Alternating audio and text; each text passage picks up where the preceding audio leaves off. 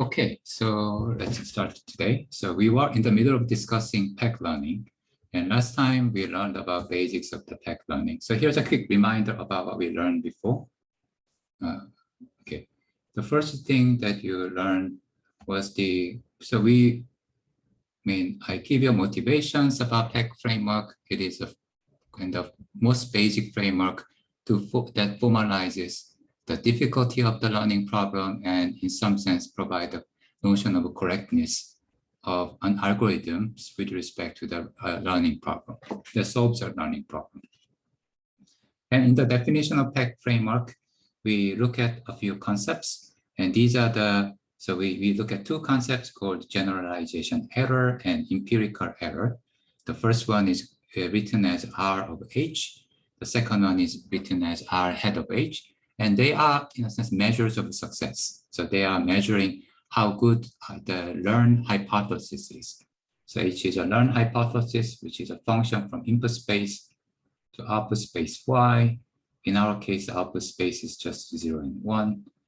And then this generalization error, sometimes called risk, is defined with respect to a hidden concept, the concept that we want to learn, and also distribution over the input.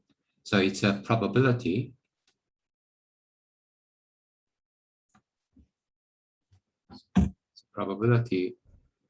over the inputs taken from unknown distribution D, and then it's defined as probability that our hypothesis, and then the hidden concept talk about something different.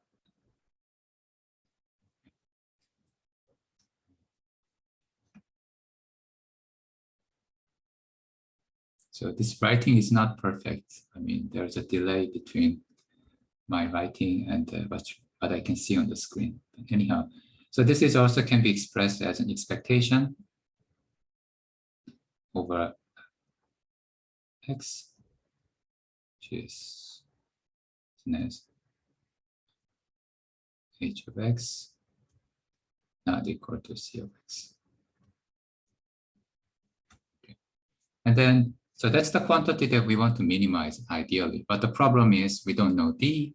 And even when we know this distribution D, computing this expectation or the probability is going to be extremely difficult. And it's intractable. So instead, what algorithm can access is something called this empirical error that's computed based on samples. So S is independent samples from D. So it's a sample from D of M. And then this is defined to be M.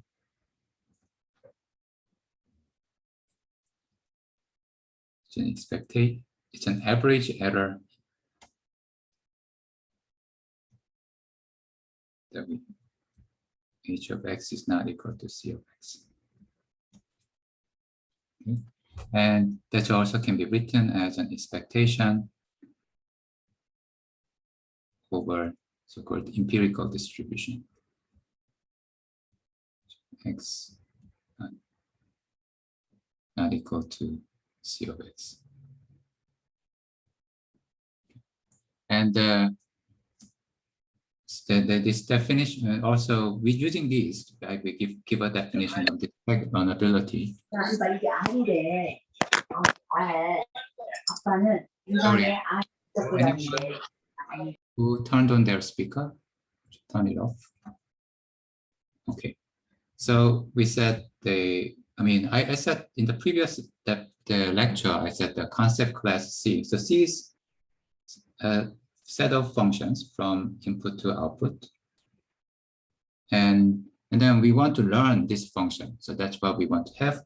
And H is a hypothesis class. Typically, it's sometimes the same as C, but it doesn't have to be. And that's the place where it's a set of functions. So again, subset of X to Y. But then the algorithm is picking one functions based on the samples. And we said this pair is PEC learnable if there is an algorithm that takes sample S. So that's the same as this S here. together with the corresponding correct output y1 up to ym.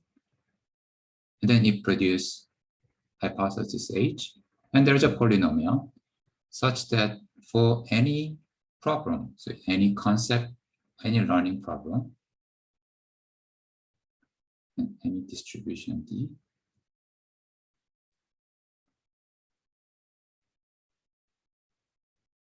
and for any precision that we want,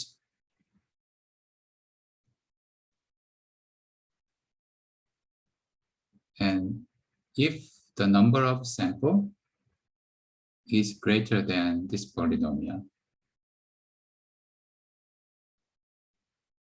with 1 over epsilon, 1 over delta,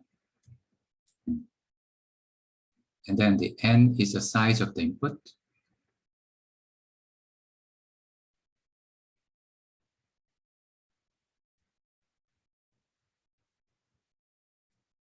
so if that's the case, then what happen is that what this algorithm return, the probability that the risk of HS. So this HS is what algorithm returns given S, and then this randomness is with respect to this sample M. The risk of HS, or in other words, the probability that this generalization error is small is going to be high. So 1 minus delta. So epsilon deltas are typically very small number. Probability that the error is small is going to be high. Now, sorry about I think I have to use something different because this writing doesn't really work well. So the PowerPoint with Zoom doesn't really work well. So sorry about this. So then let me do some different sharing. Let's just use a board from Zoom. Okay, I think this maybe work better. Yeah, so that's what we learned. And the important bit about PEG learning was that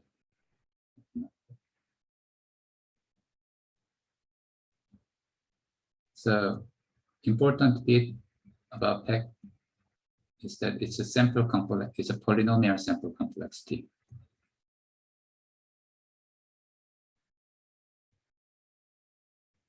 So he said that in order to learn some concept, we only need a polynomially many samples. Okay. And then we looked at some examples of which is PEG learnable. And also we learned about some new terminology, so something called efficiently PEG learnable.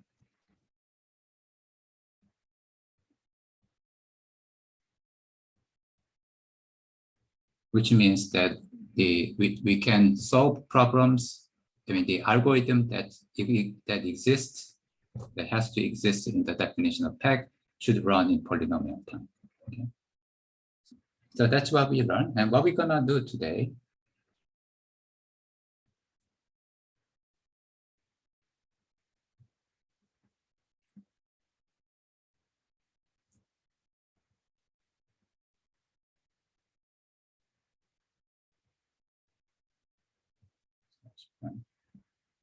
is we want to learn some tools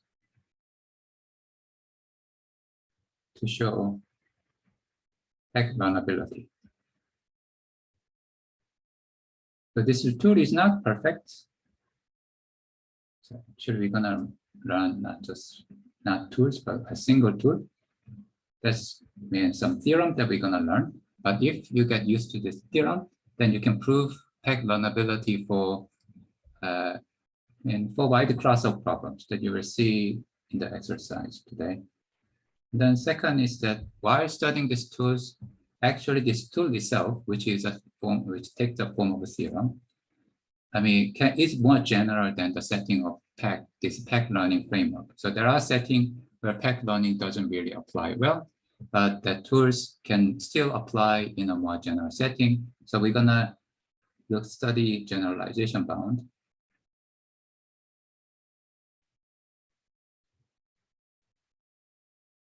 That works in a bigger context. I mean, we specific name for this is for finite, but in some, I mean, this is very specific meaning, inconsistent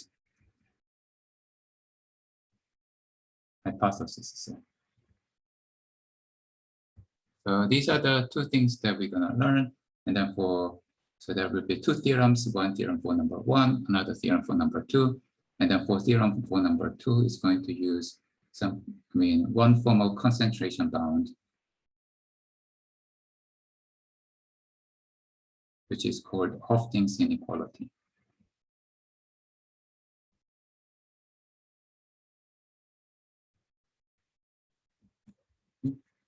Okay, now let's start. So what I want to start is some questions. So here are learning questions.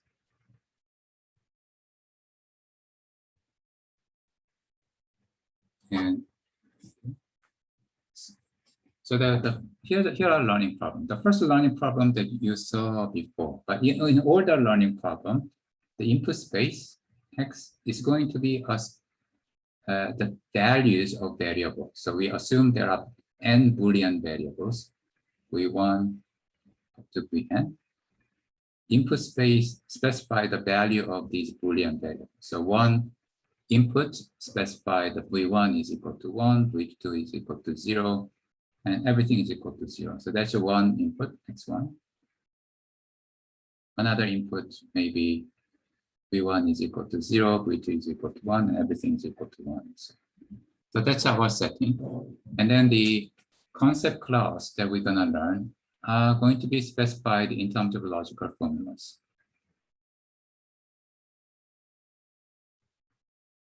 Exactly what that concept class is, it will depend on the problems that we will consider soon. But they are logical formulas. Okay? And then hypothesis, we'll assume that always is the same as a logical formula. By the way, this concept class, although we will think about the representation, what it really means in each concept C, is going to be a function from input space to 0 and 1. So, and then input is C, the 2 to the n. So it's going to be to the n to 0. Okay, right. And then what are the examples? So the first, let's just think about the first problem. The first problem is we will be given, that's in the first problem, our concept class is C is the setup, same as H. What is set of conjunctions of literals.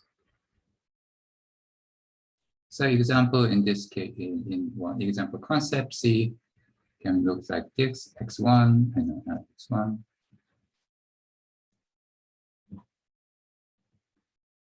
V1 and V3 negations and Vn negation. So that's one example.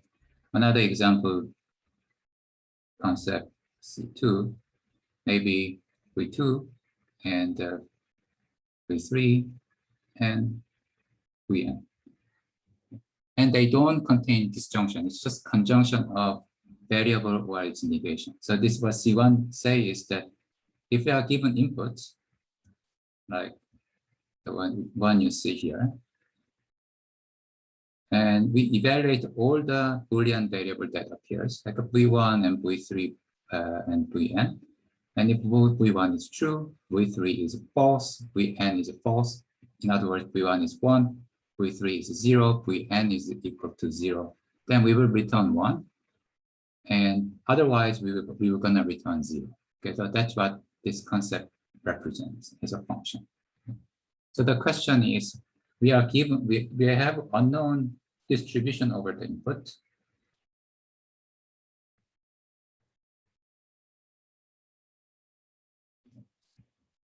Now, And then we have an unknown concept. But we have samples, which means we have x1, maybe x1 satisfies C, so in that case we have 0, x2, x2 doesn't satisfy C, so then it satisfies 1. Then it has to be 1.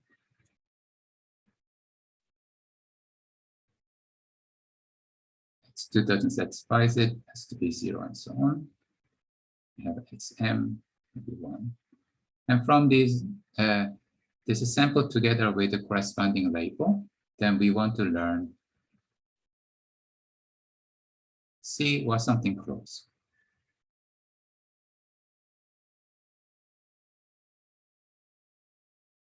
And then the question is this problem, which is a pair of this concept class and hypothesis, PEG learnable? So that's the first question we have. And then the second question is, we're gonna change this concept class. Now this time, we say this concept class is any logical formula. I mean, there are multiple ways of representing any logical formula in propositional logic, but I mean, mathematically, you can think of this as C is going to be any function from 2 to the n to x to 0 and 1.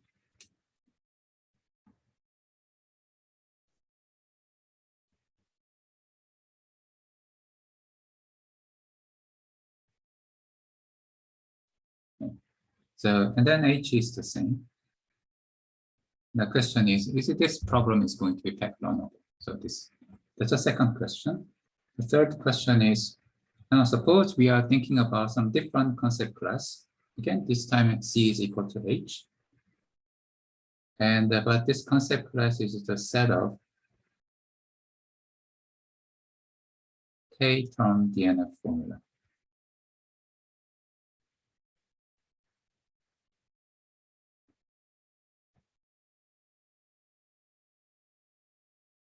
So what that means is the concept is a logical formula, but in the third case, each of the concept have the form like V1, and it has a conjunction of literals, but it can have a disjunction. V3, but there is a restriction, which is each of the disjuncts are different. Then the number of disjuncts, so here there are 1, 2, making one explicit.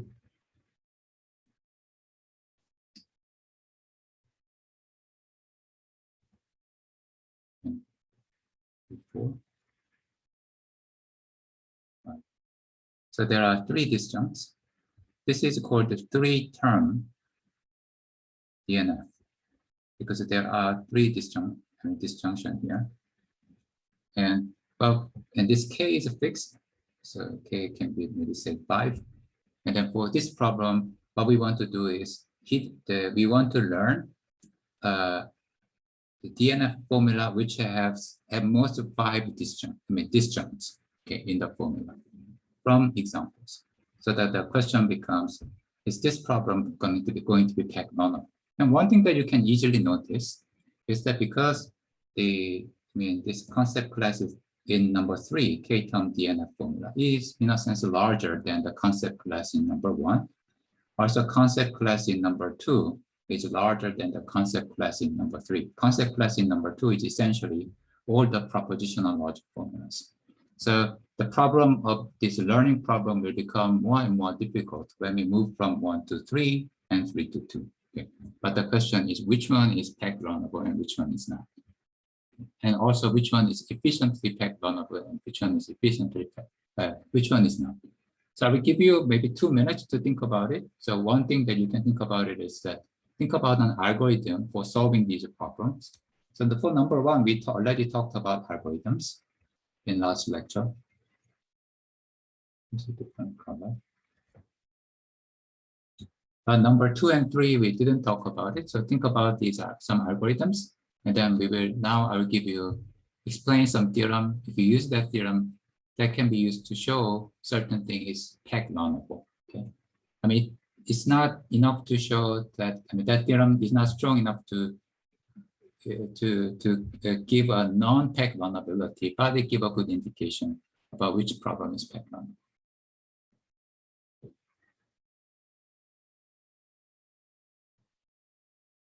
So I'll give you 2 minutes to think about these problems.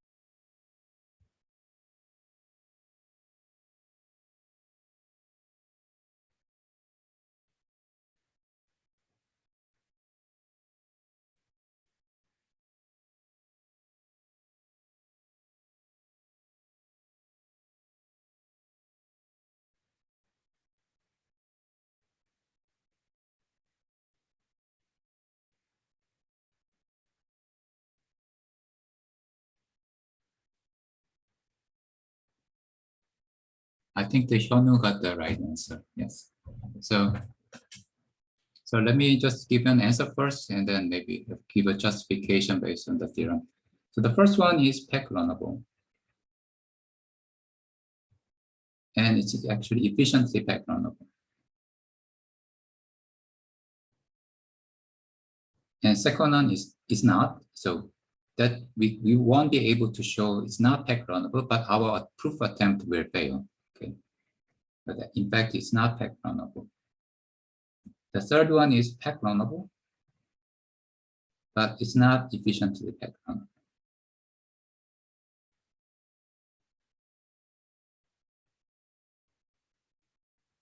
Unless some big conjecture unless some big conjecture in complexity theory fails, which is people believe the randomized polynomial is not equal to NP, but it's a non-deterministic polynomial. But then if they happen to be true, then this is efficiently packed runnable, otherwise it's not. Let me tell you why, how we can see all of these, at least pack runnability and 1, and 3. So here's one big tools that we're gonna learn. 4.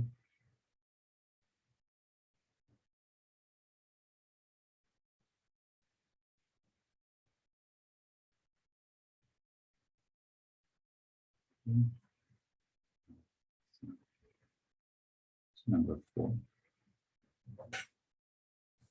So the theorem goes like this. So you say, so this is generalization bound.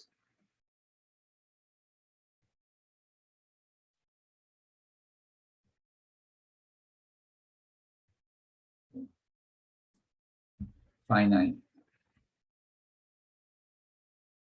consistent hypothesis. Okay. So what that means is, so the theorem goes like this. So if we are assuming our hypothesis class is finite, and also, our concept hypothesis is includes the concept class. What this means is that whenever somebody gives us, so for regarding Hyunwoo's question, the previous I'm not sure about this complexity of 3 set, because RP is not necessarily 3 set is closely related to NP completeness, but the randomized polynomial, I'm not sure whether it's how closely it is related to the 3 set problem. Okay, but anyhow, so this assumption here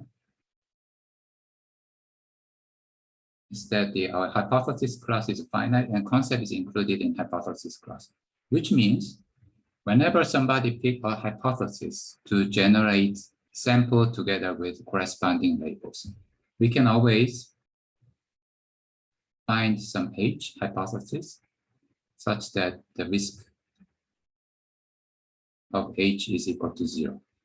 Because we can always choose C, this H to be equal to unknown C. So this assumption, the second assumption, means that it's always possible to reduce this risk of generalization error as much as possible, all the way up to 0. Okay? Although we may be unable to find it, but there exists something. Okay, but that's what this words consistent means. Then the theorems say the following.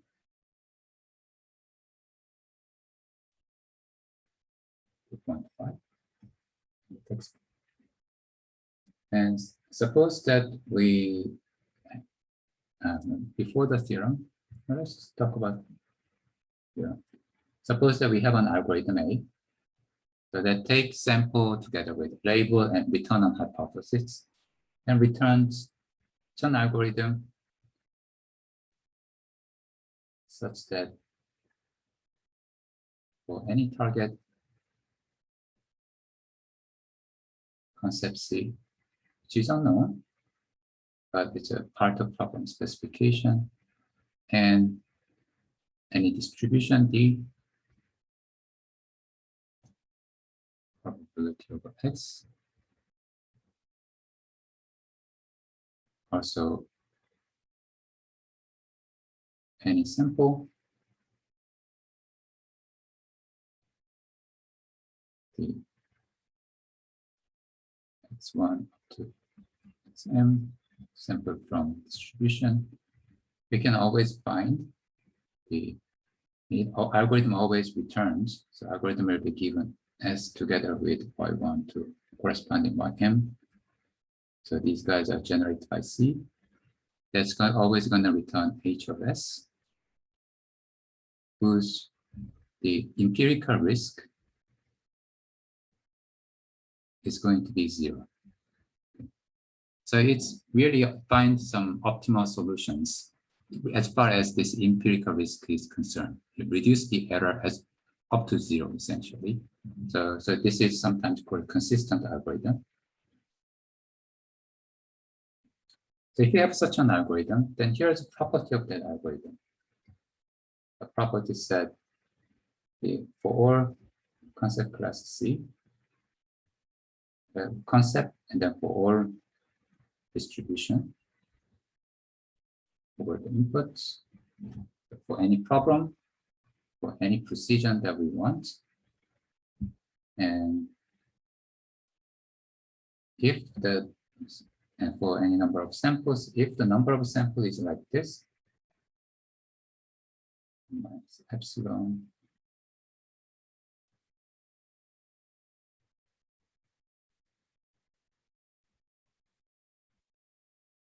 so then what's going to be returned by the algorithm will have a very low generalization error with high probability. So note that this R is not R head of S. So algorithm returns something that where R head of S is equal to 0, but generalization error may be different. But then what algorithm returns has a very low error. So epsilon is typically a very small number, low error with a very high probability because delta is very small. And probability is over S.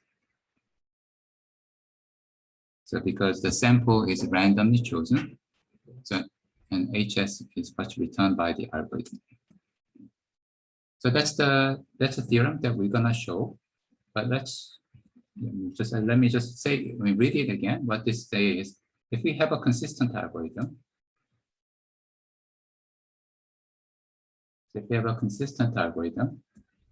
so then for any problem and also any precisions that we want, if we have enough polynomial, not polynomial, but we have enough samples. So then what algorithm returns will have low generalization error with high probability, low generalization error with high probability.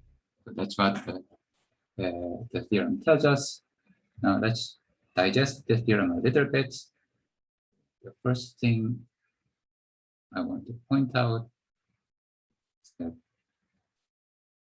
now, suppose that for a given problem, we can somehow find such an algorithm which return a consistent algorithm. So then this theorem implies peg learnability if one condition is true. So if the size of the hypothesis class, the number of hypotheses we have is the log of this. If this guy is polynomial in the size of input,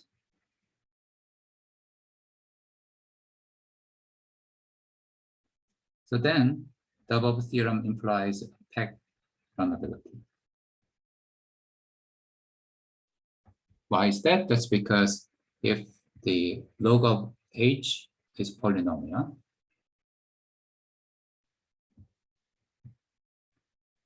okay. If this log of h is a polynomial, so then the log of h term that appears here is polynomial.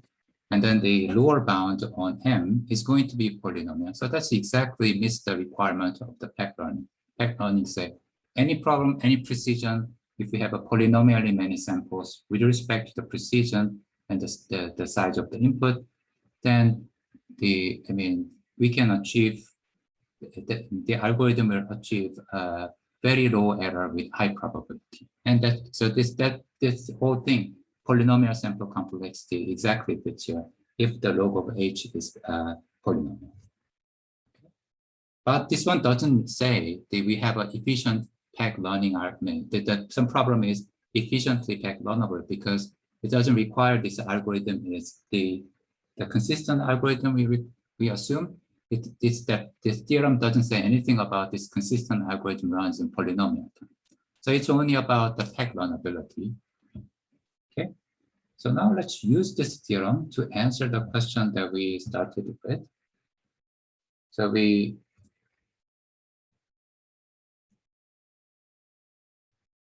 said,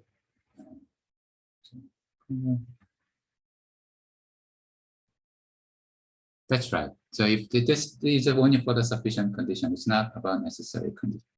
The Simon asks, if the condition doesn't hold, can we say it's not peg learnable? Not always. Okay, so the theorem doesn't really tell us something is not peg learnable, but it gives a good indication. Okay. So let's just use this theorem to solve our exercise. The first one was a conjunction problem of iterals. The second one was the general formulas. You can say Boolean or propositional logic formulas. And then, so that's a concept class C1, C2. The last one was K-term DNF.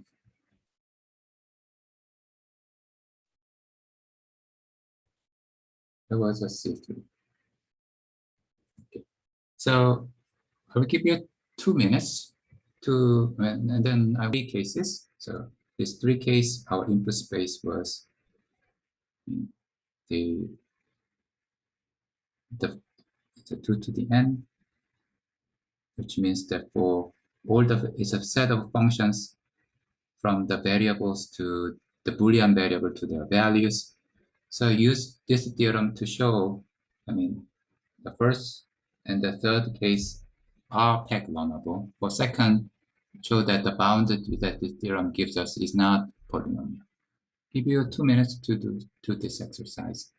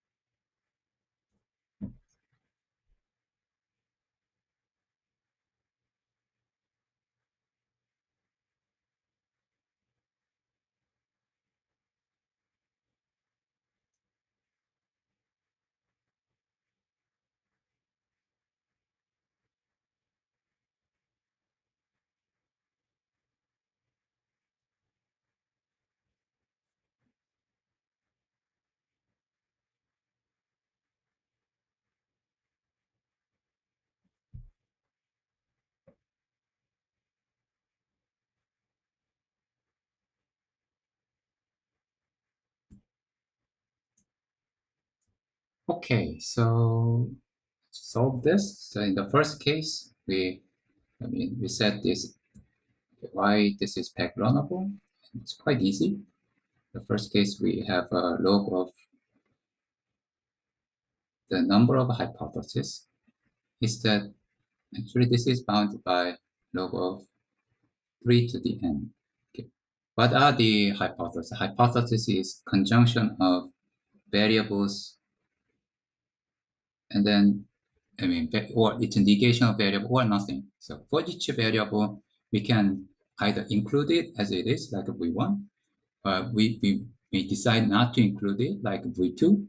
But the third case is we decide to include it with in the negative form. So there are three possibilities. So there are 3 to the n possible possible forms of the hypothesis that we can have. And then this is equal to n log 3. That is a polynomial in n. So that's why this theorems, the consistent algorithm is the one that we discussed before. We just find the tightest conjunction of literals. Okay? And then with this, this gives us a efficient peg running algorithm. This problem becomes efficiently peg runnable. So the theorem implies it's peg runnable, and in fact, this is efficiently peg runnable. For the second, the number of hypotheses in this case is log of h, because we can include every Boolean formulas. There are so not upper bounds.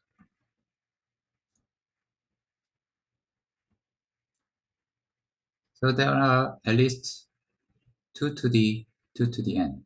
Okay. So one way to think about this 2 to the n is this exponent that you see, 2 to the n, is the number of states, number of inputs. And then Boolean formulas are nothing but all the subsets of the inputs. So we can either include it or exclude it for each of the inputs. So there are these many possibilities. And if you calculate this is 2 to the n log 2. So this the bound on the samples that we can obtain this theorem doesn't guarantee the polynomial bound. You see that it's an exponential. So that's why you can't, we cannot really use this theorem to show peg runnability.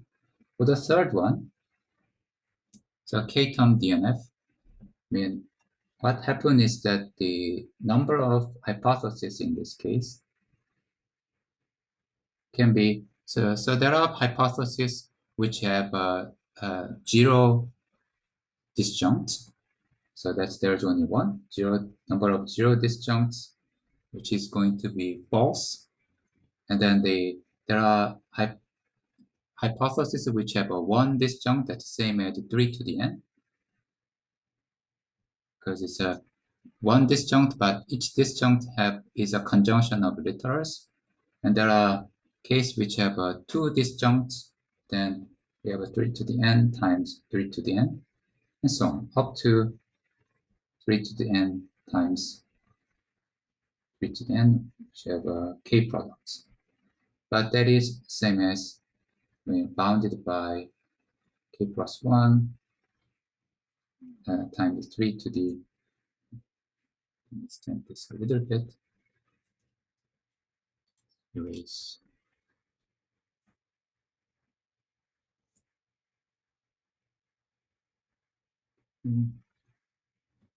So it's bounded by k plus 1 and 3 to the nk. And then if I plug in this number, take a log of h, in this case, and that is by nk log of 3 plus log of k plus 1. That is polynomial in n.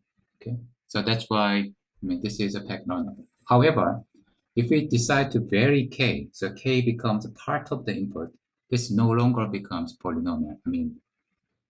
It's still polynomial. So don't just ignore what I just said. Okay, so this problem is polynomial. I mean, this bound, the upper bound that we get for the log is polynomial.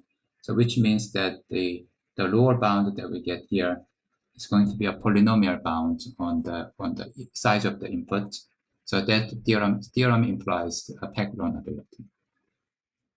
Okay, so I said this, the third one is not efficiently peg learnable. That means given a bunch of samples, finding k-term disjunctive normal form that satisfy all the requirements coming from examples in the sample it's not very easy problem.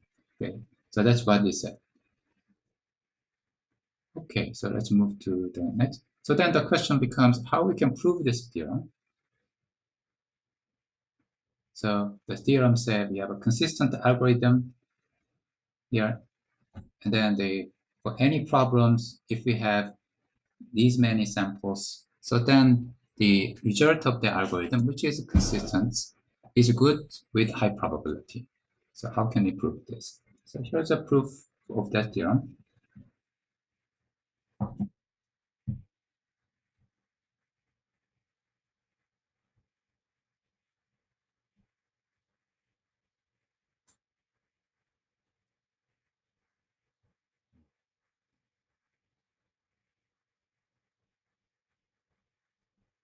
So what we're gonna show is that typically the proof, although the theorem as well as peg is stated in terms of if we have enough samples, good thing happens with high probability. Often what we're going to prove is that if we have enough samples, bad thing happens with low probability. So that's what we're going to show.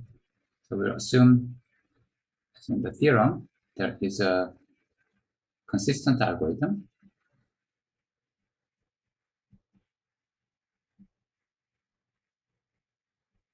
which means, yeah, so there is a consistent algorithm. And then also we will fix the concept, distributions, and also epsilon and delta, and m. And we'll assume that m is greater than or equal to 1 over epsilon log size of the hypothesis plus over delta. And then what we have to show, want to show the following. In this case, probability that bad thing happens, risk of what's returned by the algorithm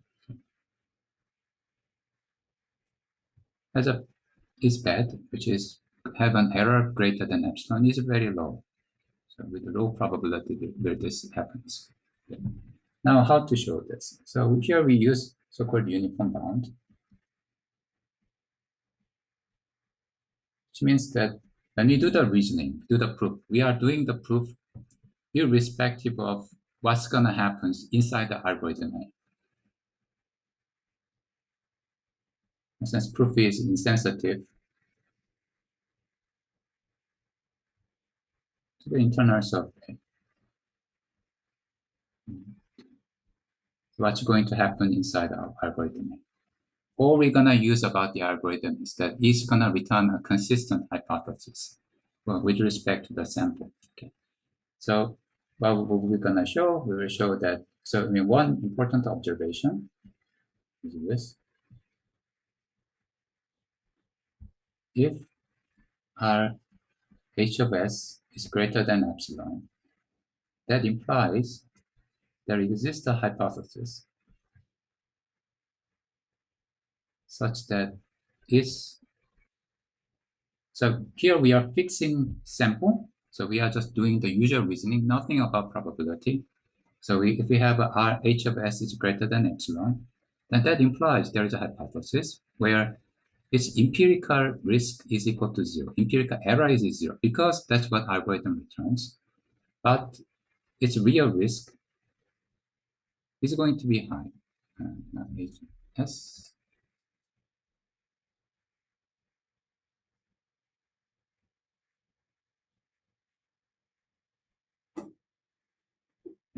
So that's what's implied by, which is true. So because that happens because the algorithm always return a consistent hypothesis. In other words, algorithm always find this guy,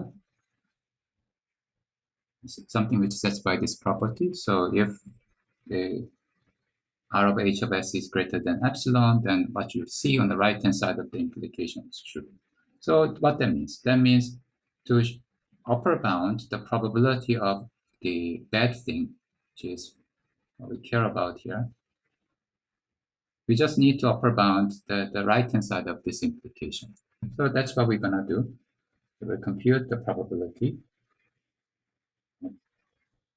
Is this H such that its empirical risk is 0, but its real risk is greater than epsilon. And the probability of this, this, because H is finite, this is really a big disjunction. You say H1 in the set kept this curly H, what you see on the right-hand side is true, or H2 in the curly H, what you see on the right-hand side is true, and so on. And there is something called the union bound in probability, which is a probability of A or B is bounded by probability of A plus probability of B.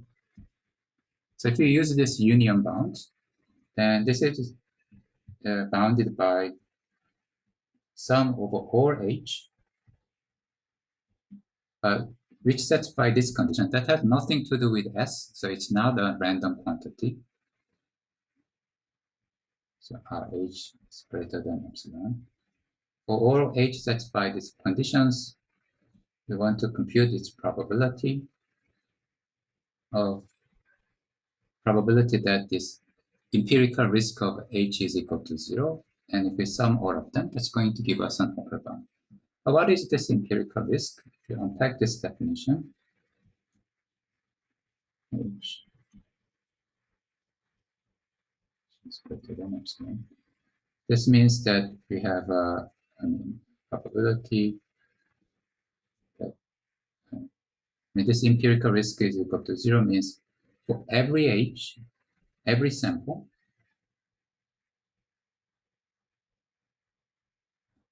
maybe this is trying to use for every example in the sample,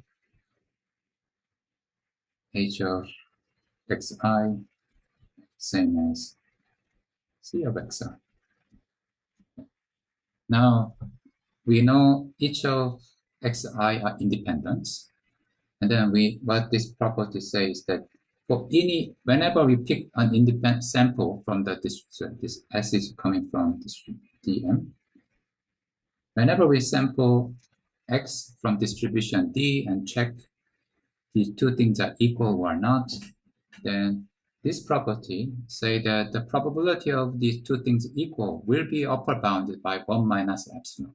Okay, so we are doing M experiments, each of them are independent, and in each experiment, the probability that this equality happens is upper bounded by 1 minus epsilon.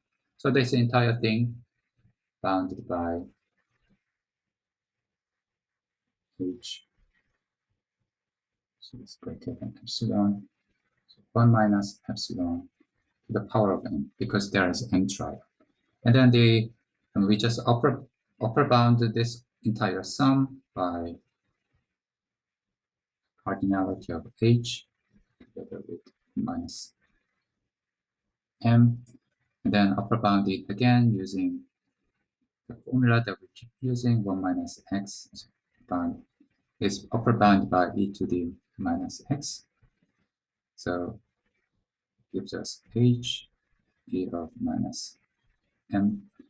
And now if we plug in the number m that you have on the top, we plug in this lower bounds, and then because it's a minus, if you put the lower bound, that give an upper bound of this quantity that we have. if we plug in this definition and do calculations, then this will give us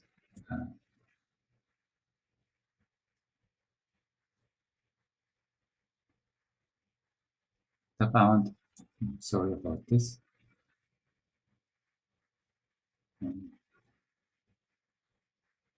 So this will give us the bound which is less than equal to delta that we want.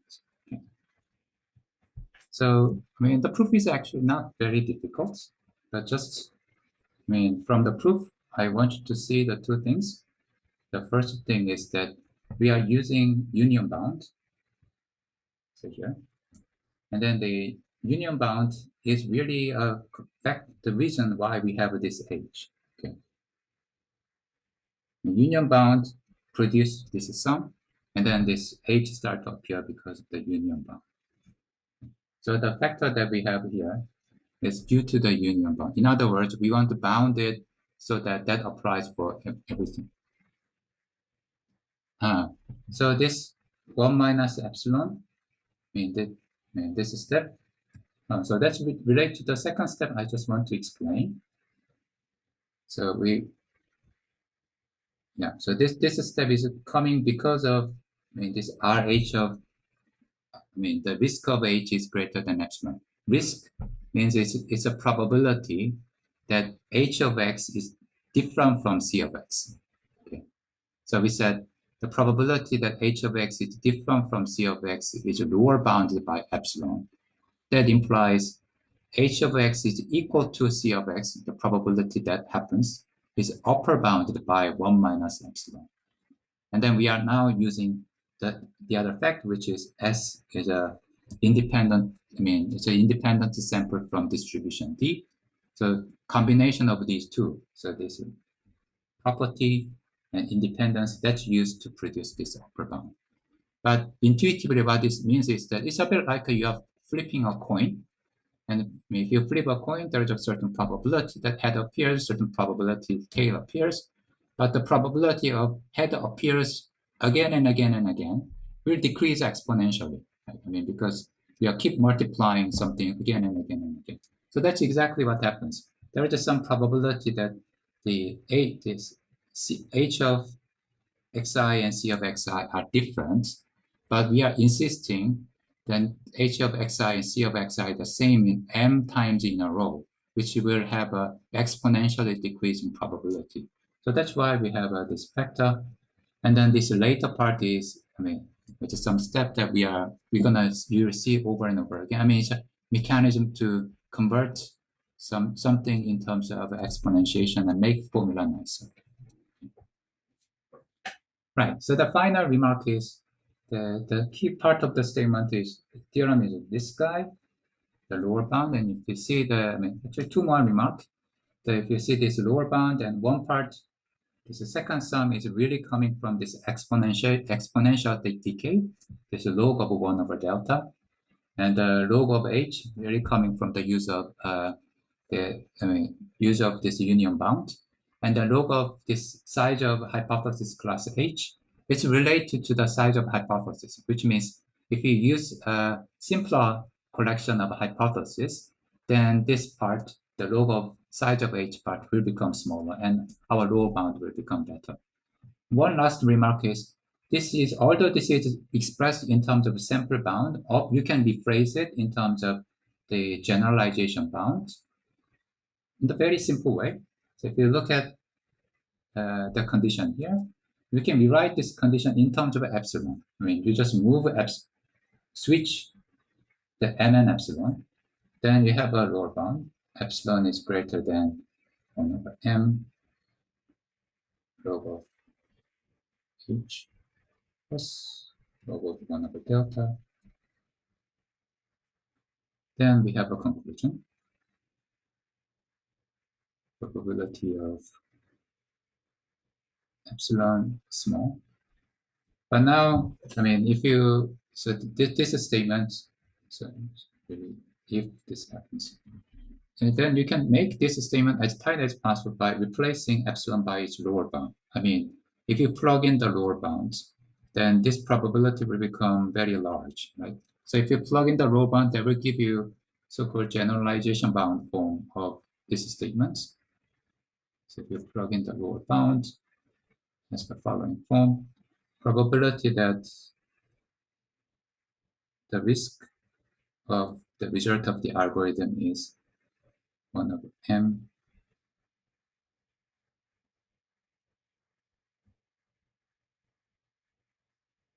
delta.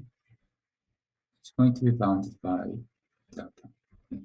So that will remove samples completely in this setup. I mean, the mention about samples completely in this setup, but this is a generalization bound form of the form.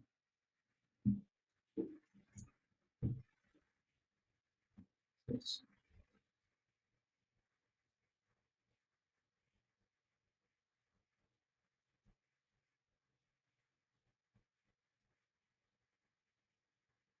So there are many rooms that you can improve these bounds. So, right. And it's just that this is good enough in many applications. Okay. So now let's move to the next. So now we look at this the case where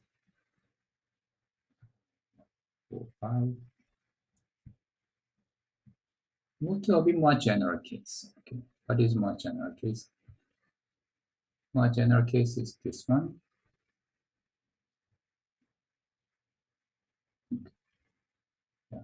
More general case is when we have a hypothesis set H, which is finite, but not consistent. So why this case is interesting or problematic? The interesting, I mean, this is typically more, I mean, finite, maybe it doesn't always hold, but typically the case is not consistent. In other words, this concept C is not necessarily a subset of this hypothesis H. And later, maybe in the next lecture, we'll look at a little bit about stochastic setting. There, I mean, typical scenario is not consistent. What does this mean? This means that for certain problems, like a certain concept C and distribution D, we may not be able to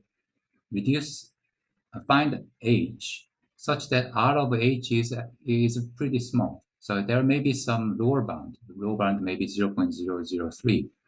And then whatever you do for H, we may be unable to reduce this H smaller than R of H smaller than 0.003. So this kind of things can happen. Okay. So that means PEG learning, the basic assumption of the PEG learnability is that it assumes that we can reduce the amount of error as much as we can if we have more samples. But that type of correctness criteria doesn't apply because there's a setting where we can't really reduce this generalization error in some case. Okay, so we will study something else. Look at something else later. But in this setup, so what can we say? Is there anything that we can say about it? And the theorem that I'm going to explain to you will provide such a statement. And the statements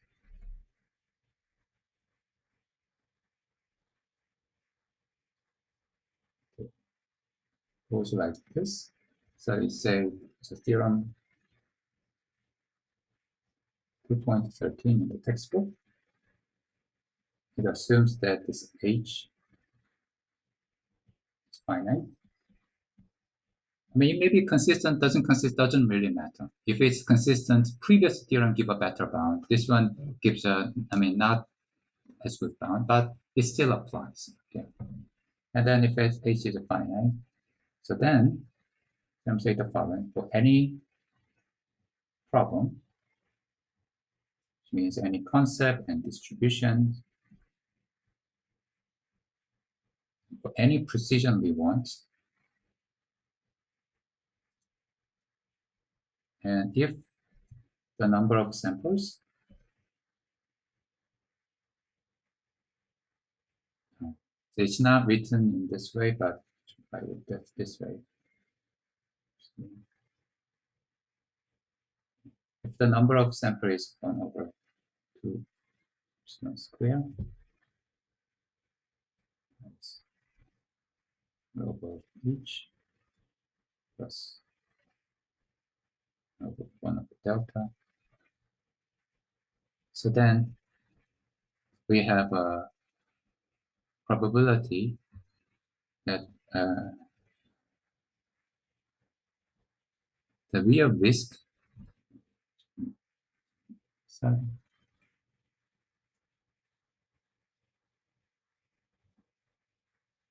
probability that the real risk.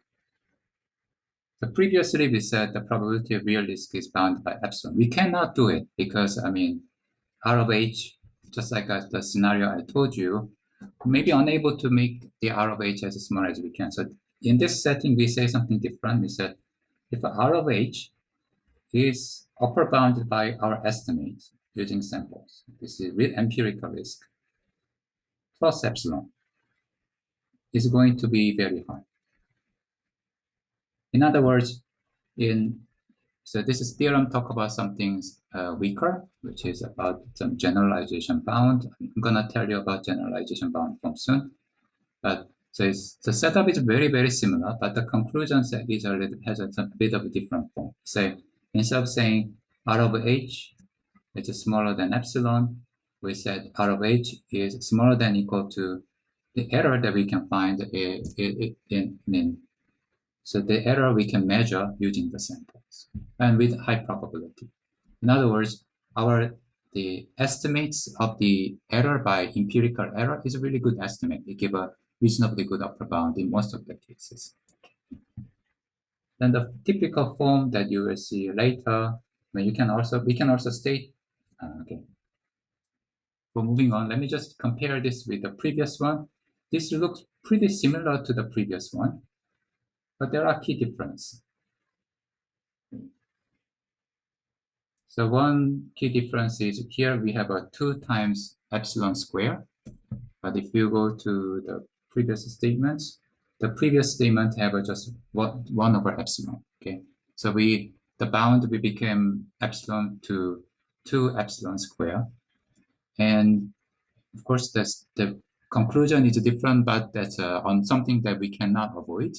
But the interesting bit is that the bound have this epsilon instead of appearing as just 1 over epsilon, we end up with having the 1 over the 2 epsilon square. I mean, that indicates some different proof technique is used. So beforehand, we just use the exponential decay with kind of repeated failure of some trial.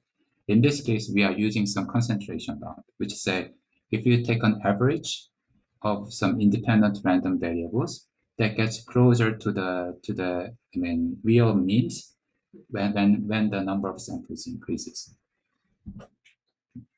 And then, right, so the different form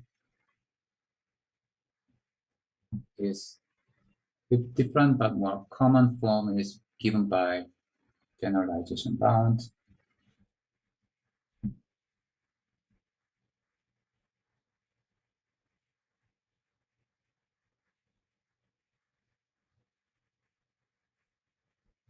And then the form looks like this. We say it replaces this entire thing.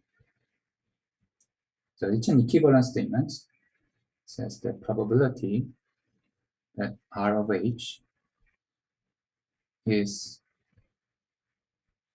R of H plus something is going to be very high. So that's the generalization bound form. And this is something part was, just you can, by simple logical conversions, you can obtain the bound below. But it goes like this. F1 log of size of H by 2n plus 2n and 1 over delta. So previous versions, if you compute the generalization bound, we don't have a square root. Here we have a square root, which means that in order to improve the precision of these upper bounds, we need much more examples. According to this definite upper bounds.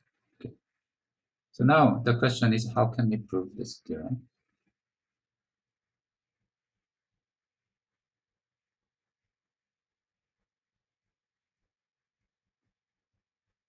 And okay, I was actually not, sorry about this. I think there are some mistakes. This is, they are all the uniform bound, so there are a few things that I didn't write it correctly. So this will say that probability for H, this happens, this one is greater than this. Also,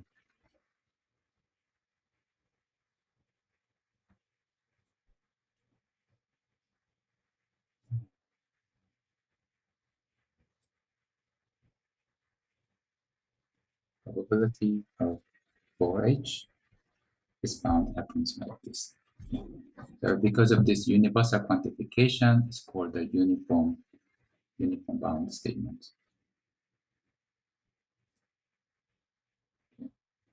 So now the question is, how can we prove this? So I will give you the remaining 5 minutes. I'll give you two simple statements. First thing is, to prove this, we're gonna use something called the Hofting inequality.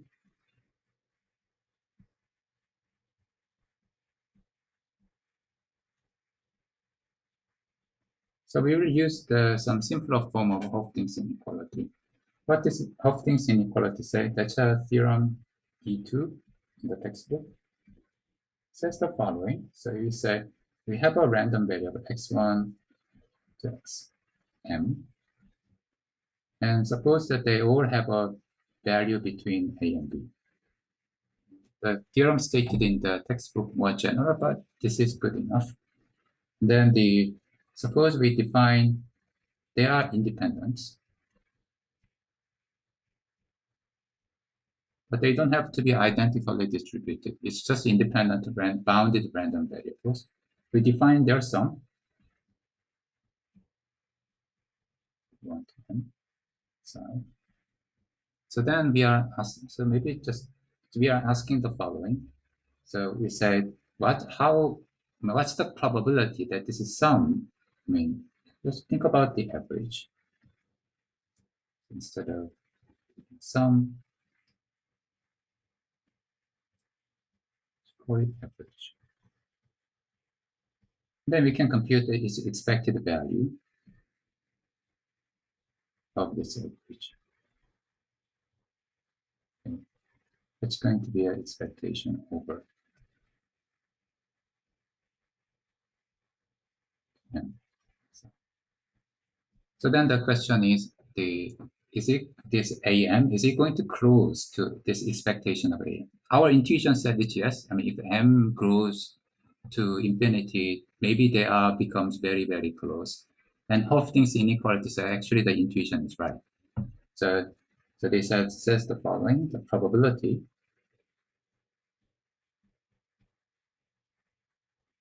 that Km becomes larger than its expectation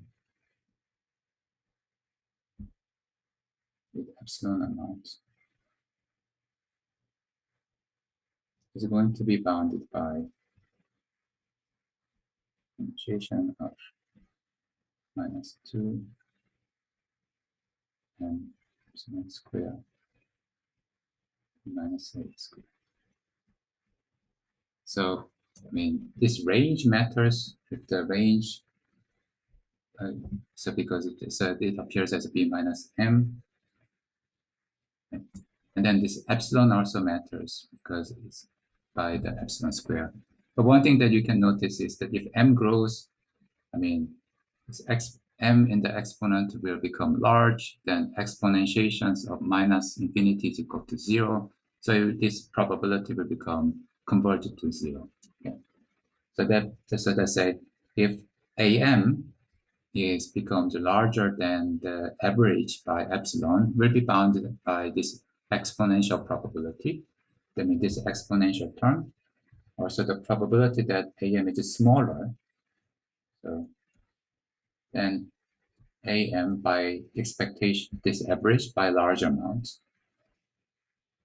This again will be bounded by that term.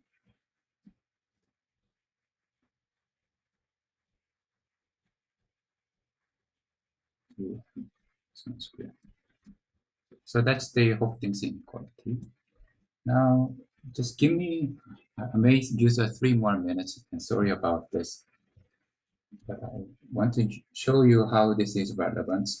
So for this, using this Hopkins inequality, here's something that we can immediately show. So in our case, we have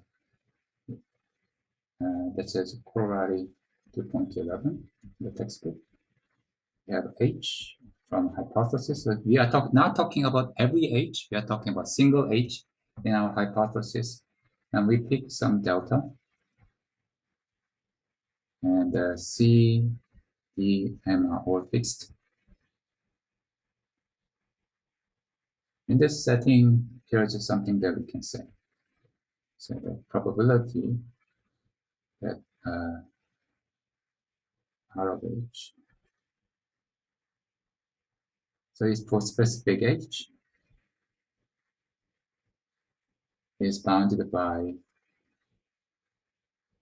the generalization error by empirical error plus square root of 2m log 1 over delta is greater than 1 minus delta.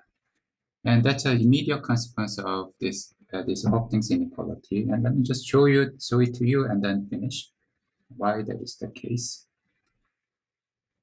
Okay. Here's a proof.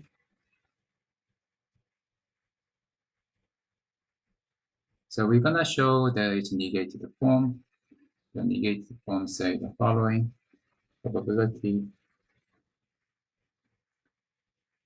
of H. So we relax a little bit. Yes. 2m log 1 over delta. And show something like this here. Now, one thing you can notice, I mean, if I rewrite this, one has this one.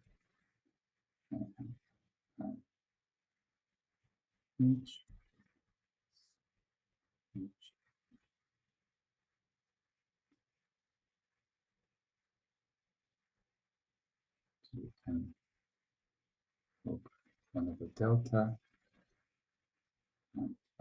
So that's what we want to show. And the top one and bottom one are equivalent.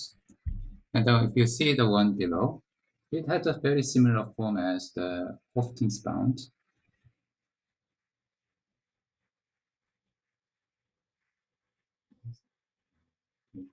So you can see this Hopkins bound. This looks very similar. So R of H, I mean, when I introduced this empirical error and then the generalization error, I said average of the empirical error is equal to R of H. But in fact, if we can show this R hat of SH is actually the sum of M independent random variables, and which has a range between 0 and 1, because each of the xi talk about whether H and C produce the same value or not. So actually, if they produce different value, it has a value 1, otherwise have a value 0. So this R head of SH can be if you just unpack the definition, it has exactly the form that I described in the description of Hopkins inequality. And then R of H will have exactly this form of the expectation. So that means we can apply this Hopkins inequality. So if we just apply Hopkins inequality with epsilon here will be replaced by this guy and just calculate this exponentiation term. That will give us exactly delta here. So in other words, for a single hypothesis, getting this generalization bound can be done by direct application of this Hopkins inequality. And sorry for going over time, and that's it for today. And we're gonna finish off the proof of this generalization bound, the theorem that I mentioned here 2.13, then say a little bit about the stochastic setting, and then we'll solve some exercise in the textbook in the next lecture. Okay, so that's it for today, and thank you very much.